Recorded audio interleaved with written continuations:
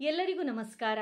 ಇಂದಿನ ಸಂಚಿಕೆಯಲ್ಲಿ ಶ್ರೀಮತಿ ಜ್ಯೋತಿ ಪ್ರಭು ಇವರು ನಮಗೆ ಬಾಳೆ ಗಿಡ ಯಾವ ರೀತಿ ಉತ್ಪತ್ತಿ ಆಯಿತು, ಅದರ ಕಥೆ ಏನು, ಅದರ ಒಂದು ಹಿನ್ನೆಲೆ ಏನು ಅನ್ನುವಂಥದ್ದನ್ನು ತಿಳಿಸಿಕೊಡಲಿದ್ದಾರೆ.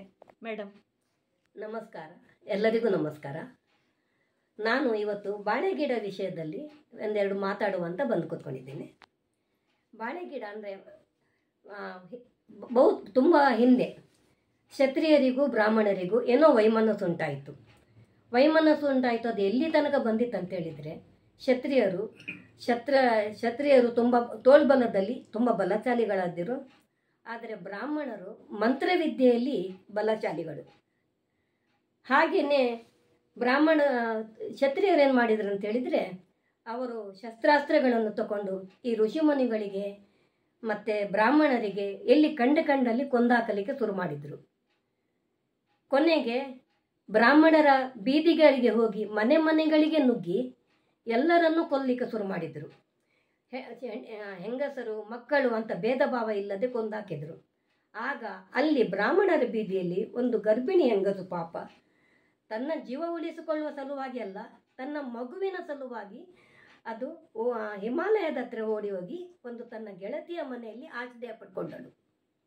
ಆಗ ಆ ಗೆಳತಿ ಏನು ಮಾಡಿದ್ಲು ಅಂತೇಳಿದರೆ, ಆಶ್ರಯನ್ನು ಕೊಟ್ಲು. ಆದರೆ ಈ ಹೆಂಗಸಿನ ದೆಸೆಯಿಂದ ತನಗೆ ಸಂಚಿಗಾರ ಬರ್ತದೋ ಅಂತ ಎಣಿಸಿಕೊಂಡು ಅವಳು ಆ ಕ್ಷತ್ರಿಯರಿಗೆ ಇಲ್ಲಿ ಬ್ರಾಹ್ಮಣ ಮಹಿಳೆ ತಲೆಮರೆಸಿಕೊಂಡಿದ್ದಾಳೆ ಅಂತ ಒಂದು ನಿರೋಪವನ್ನು ಕಳಿಸಿದ್ಲು. ಅಲ್ಲಿಂದ ಕ್ಷತ್ರಿಯರು ತಮ್ಮ ಶಸ್ತ್ರಾಸ್ತ್ರಗಳನ್ನು ತಗೊಂಡು ಓಡಿ ಬಂದರು. ಈ ಹೆಂಗಸು ಪಾಪ ಆ ಕ್ಷತ್ರಿಯರ ಶಸ್ತ್ರಾಸ್ತ್ರಗಳನ್ನು ಕಂಡು ತುಂಬ ಹೆದರಿ ಹೋದ್ಲ. ಆ ಹೆಂಗಸು ಹೆದರಿಕೆಯಿಂದ ಅವಳ ಗರ್ಭ ತೊಡೆಯಿಂದ ಜಾರಿ ಕೆಳಗೆ ಬಿತ್ತು. ಆದರೆ ಆ ಮಗುವಿನ ಸೂರ್ಯನಂತ ಪ್ರಕಾಶಮಾನವಾದ ಆ ಮಗುವಿನ ತೇಜಸ್ಸಿಗೆ ಬಂದ ಕ್ಷತ್ರಿಯರ ಕಣ್ಣುಗಳು ಕುರುಡಾಗಿ ಹೋದವು.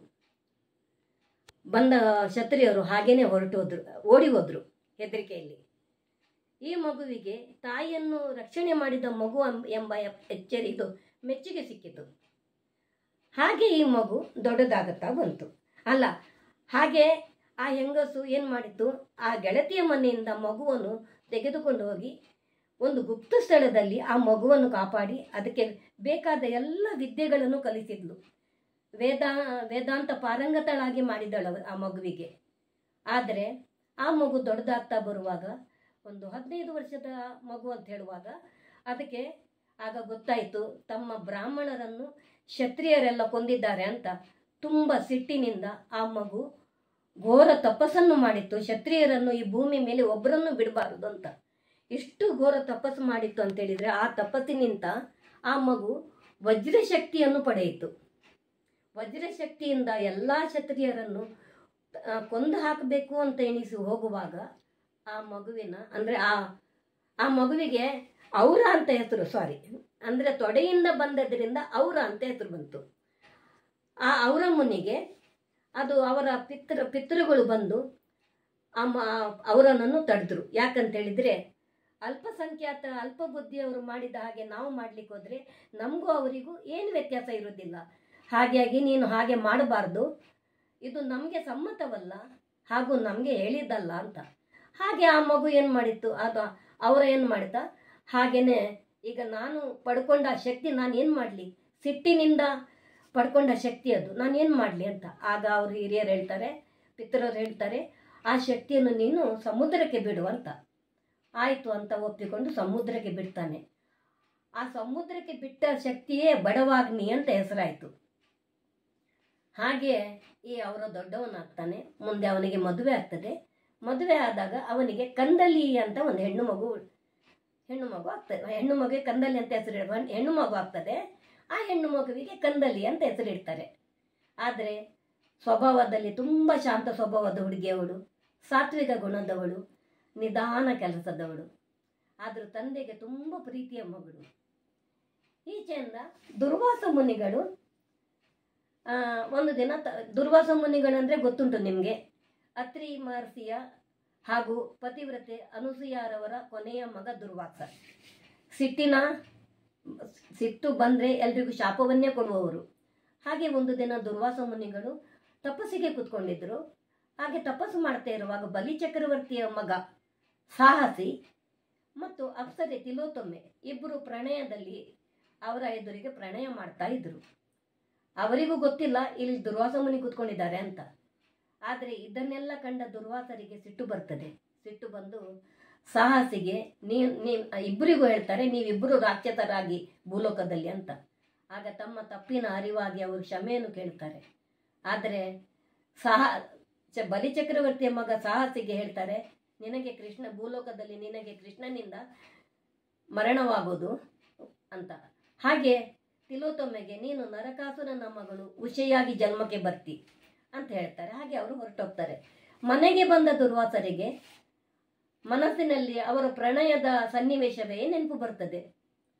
ಈಗ ನಾನು ಒಂದು ಮದುವೆ ಆಗಬೇಕು, ನಾನು ಸಂಸಾರಿ ಆಗಬೇಕು ಅಂತ ಎಣಿಸ್ತಾರೆ.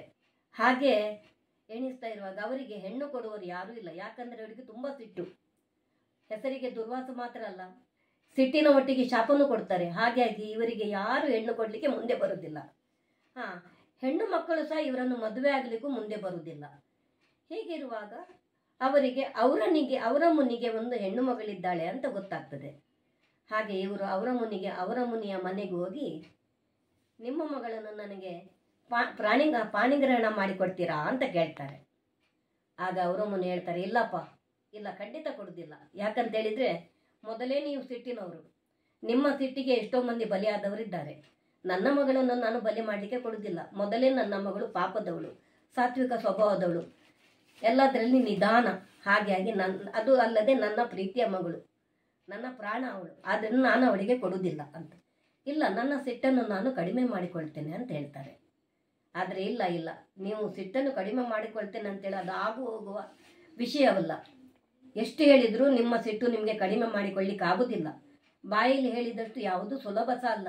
ಆದ್ದರಿಂದ ನೀವು ಮದುವೆ ಪ್ರಸ್ತಾವವನ್ನು ಇಲ್ಲಿಗೆ ಬಿಟ್ಟುಬಿಡಿ, ಬಂದ ದಾರಿಗೆ ಹೇಗೆ ಬಂದಿದ್ದೀರೋ ಹಾಗೆ ಹೋಗಿ ಅಂತ ಹೇಳ್ತಾರೆ ಅವರ ಮುನಿ.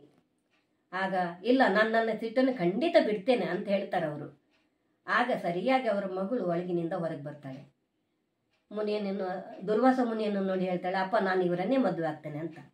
ಆದರೆ ಮಗಳ ಆಸೆಗೆ ಎರಡು ಮಾತಿಲ್ಲದೆ ತಂದೆ ಒಪ್ಪಿಕೊಳ್ತಾರೆ. ಆದರೆ ಒಪ್ಪಿಕೊಳ್ಳುವಾಗಲೂ ಪುನಃ ಒಂದು ಷರತ್ತನ್ನು ವಿಧಿಸ್ತಾರೆ. ನೀವು ನಾಳೆ ಅವಳಿಗೆ ಯಾವ ಥರದಲ್ಲಿ ದುಃಖ ಕೊಟ್ಟರು ನಾನು ಸುಮ್ಮನೆ ಇರುವುದಿಲ್ಲ. ನನ್ನ ಮಗಳನ್ನು ಚಂದ ಮಾಡಿ ನೋಡಬೇಕು ನೀವು, ಹಾಗಾದರೆ ಮಾತ್ರ ಮದುವೆ ಮಾಡಿಕೊಡ್ತೇನೆ ಅಂತ. ಇಲ್ಲ, ಖಂಡಿತ ನಾನು ಅವಳಿಗೆ ದುಃಖ ಕೊಡುವುದಿಲ್ಲ ಅಂತ ಹೇಳ್ತಾರೆ. ಹಾಗೆಯೇ ಮದುವೆ ಆಯಿತು. ಸ್ವಲ್ಪ ಸಮಯ ಅವರು ಚಂದದಲ್ಲೇ ಇದ್ದರು. ಸಂಸಾರ ಚಂದದಲ್ಲಿ ನಡೀತಾ ಇತ್ತು. ಒಂದು ದಿನ ದುರ್ವಾಸ ಮುನಿಗಳು ಮಧ್ಯಾಹ್ನ ಊಟ ಮಾಡಿ ಮಲಗಿದವರು ಸಾಯಂಕಾಲವಾದರೂ ಏಳಲಿಲ್ಲ. ಆಗ ಕಂದಲಿಗೆ ಆಯಿತು, ಸಂಜೆಯ ಹೊತ್ತಿನ ಸಂಧ್ಯಾ ವಂದನೆ ಎಲ್ಲ ಮಾಡಲಿಕ್ಕುಂಟು. ಈಗ ಎಣಿಸದಿದ್ದರೆ ಗಂಡ ಬೈತಾರೆ ಅಂತ ಎಣಿಸಿ ಪಾಪ ಅವಳು ಎಬ್ಬಿಸ್ತಾಳೆ. ಆಗ ಒಳ್ಳೆ ಗಾಢ ನಿದ್ರೆಯಲ್ಲಿದ್ದ ದುರ್ವಾಸ ಮುನಿ ಎಬ್ಬಿಸುವಾಗ ಸಿಟ್ಟಲ್ಲಿ ಹೆಂಡತಿಯನ್ನು ನೋಡ್ತಾರೆ, ಸಿಟ್ಟಿನ ಕಣ್ಣುಗಳಿಂದ. ಆ ಸಿಟ್ಟಿನ ಕಣ್ಣಲ್ಲಿ ನೋಡಿದ್ರಿಂದ ಅವಳು ಸುಟ್ಟು ಬೂದಿಯಾಗಿ ಹೋಗ್ತಾಳೆ. ಅಷ್ಟೊತ್ತಿಗೆ ದುರ್ವಾಸರಿಗೆ ತನ್ನ ತಪ್ಪಿನ ಅರಿವಾಗಿ ತುಂಬ ಪಶ್ಚಾತ್ತಾಪ ಆಗ್ತದೆ. ನಾನು ಏನು ಮಾಡಿದ್ದೆ? ಅವಳಾಗೆ ಪಾಪ ನನ್ನನ್ನು ಮೆಚ್ಚಿ ಮದುವೆ ಆಗಿದ್ಲು, ತಂದೆ ಬೇಡ ಹೇಳಿದ್ರು, ನಾನು ಏನು ಮಾಡಿದ್ದೆ ಅಂತ ಅವರಿಗೆ ತುಂಬ ಬೇಸರ ಆಗ್ತದೆ, ಪಶ್ಚಾತ್ತಾಪ ಆಗ್ತದೆ.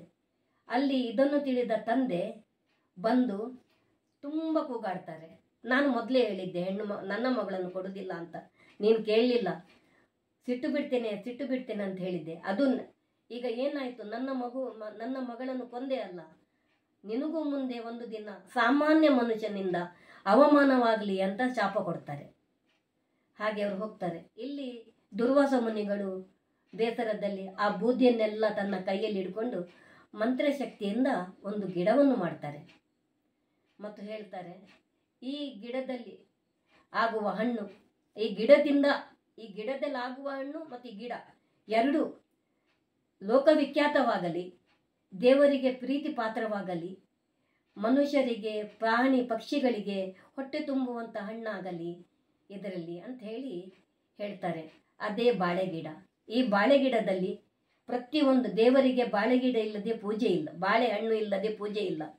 ಆ ಬಾಳೆಗಿಡದಲ್ಲಿ ಬಾಳೆ ಮೊಂತೆ ಬಾಳೆ ಗಿಡ, ಅದರಲ್ಲಿ ಇದ್ದ ಹೂ ಕಟ್ಟಲಿಕ್ಕೆ ದಾರ, ಎಲ್ಲವೂ ಒಂದಲ್ಲ ಒಂದು ವಿಷಯದಲ್ಲಿ ಉಪಯೋಗಕ್ಕೆ ಬರ್ತದೆ. ಬಾಳೆ ಗಿಡದಲ್ಲಿ ಯಾವ ವಸ್ತುವನ್ನಾದರೂ ಬಿಸಾಡುವಂಥದ್ದಿಲ್ಲ.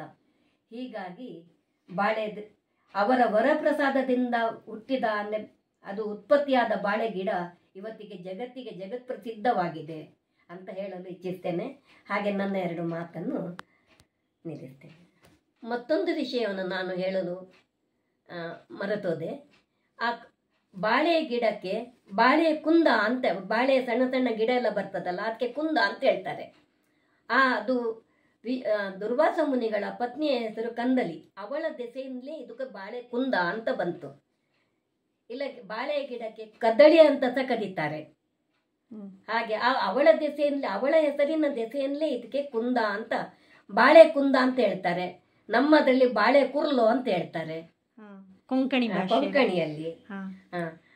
ಅದು ದುರ್ವಾಸರ ಪತ್ನಿಯ ಹೆಸರಿನಿಂದಲೇ ಬಂದಿದ್ರಿಂದ ಕುಂದ ಅಥವಾ ಕಂದಲಿ, ಕಂದಲಿಯ ಹೆಸರೇ ಕುಂದ ಅನ್ನುವಂಥದ್ದು ಬಂತು. ಧನ್ಯವಾದಗಳು. ಧನ್ಯವಾದಗಳು.